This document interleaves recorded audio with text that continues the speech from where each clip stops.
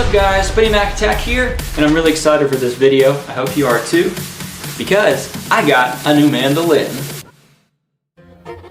So I just bought this off the Facebook Marketplace yesterday for what I think is a pretty good bargain. I'll tell you exactly what I got it for later in the video. This mandolin is a Savannah SF100 F-style mandolin.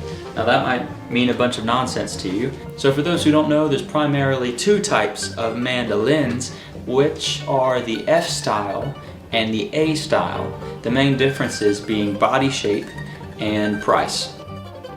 I've had this A-style mandolin for a while now, but it has some problems and needs a bit more work than I thought it would when I bought it. So that's one reason I wanted a new mandolin. But I also just wanted an F-style mandolin because I think they look super cool compared to the A-styles. A lot more fancy. But the drawback for F-styles is that they're usually a lot more expensive. Brand new F-style mandolins can range anywhere from about $200 to $20,000 and up. That's why when I saw this one being sold for $75, I couldn't resist.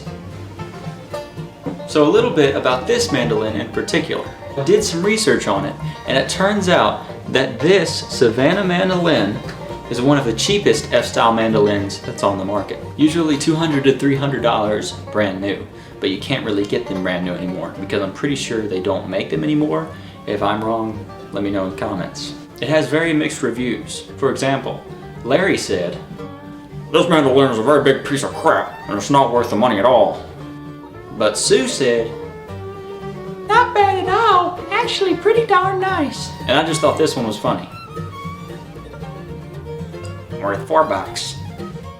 So the body of this mandolin is laminated, which basically means it's made of plywood, whereas higher end mandolins are solid bodies, solid wood, and that will affect the sound quality. So in summary, if this mandolin is for anybody, it's for beginners, and I am pretty much just that. So let's get on to how much mine cost. When I saw this mandolin in person for the first time, it was worse off than I thought it would be based off the pictures online. It needed some TLC for sure. But when you look at instruments, it's best to look at what they can become, not what they are. The seller said that he bought a bunch of these in bulk about a year ago because they were overstocked or something like that, and it had just been collecting dust ever since. So thankfully, due to its poor condition, the guy cut me a deal for 15 bucks off, and I got this mandolin for $60 total. So what's wrong with this one? This mandolin had quite a worn fretboard. It had a missing tailpiece. It needed new strings. And the bridge doesn't sit flush with the body of the mandolin like it's supposed to. And lastly, it was just really dirty. So what I'm gonna do to clean it up is wash it off, sand the bridge, replace the tailpiece, and string it up so we can play it. I'm going to use this Old English wood conditioner and cleaner in this microfiber cloth.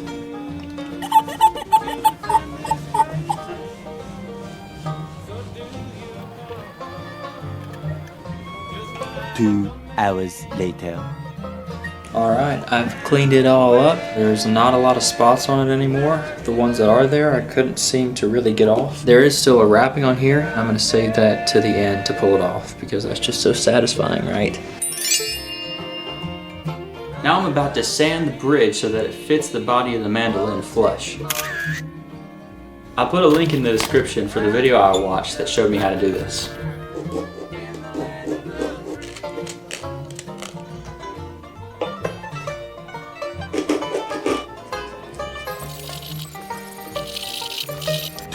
Hours later. Alright guys, after a long tedious process of sanding, I have finally got the bridge to an acceptable spot where it's pretty flush against the bottom. Here's a picture of what it looks like compared to the time before.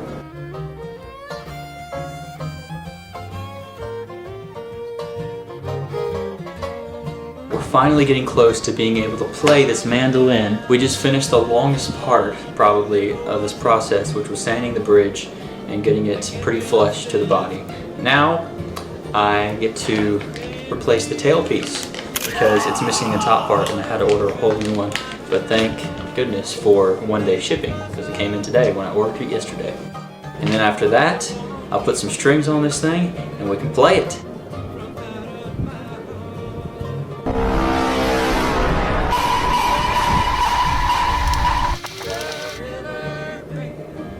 Alright, it's off. Now just to put the new one on.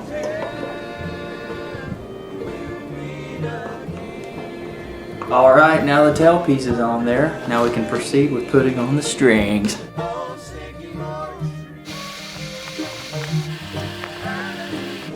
To work the saxophone, and I play just what I feel. Help me get just one more. Alright, we've got the strings on there. Now we just need to adjust the bridge so that it's in the perfect right spot. And to do that, I'm going to watch a YouTube video because I've never done it before. When I hit some of the strings on certain frets, I hear buzzing, so I have to loosen the strings and raise the bridge. So what I'm doing here is turning these little knobs to raise both sides of the bridge. And I want to make sure I raise them evenly.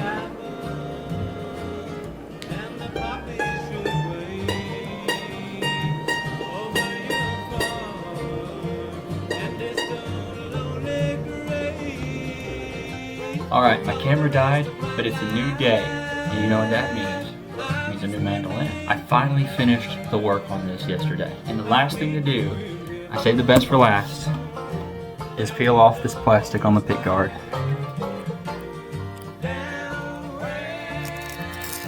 After hours of working on this thing, over 5 hours of footage I had to look through to edit this video, finally gonna get to see how it sounds. Let's play a little bit.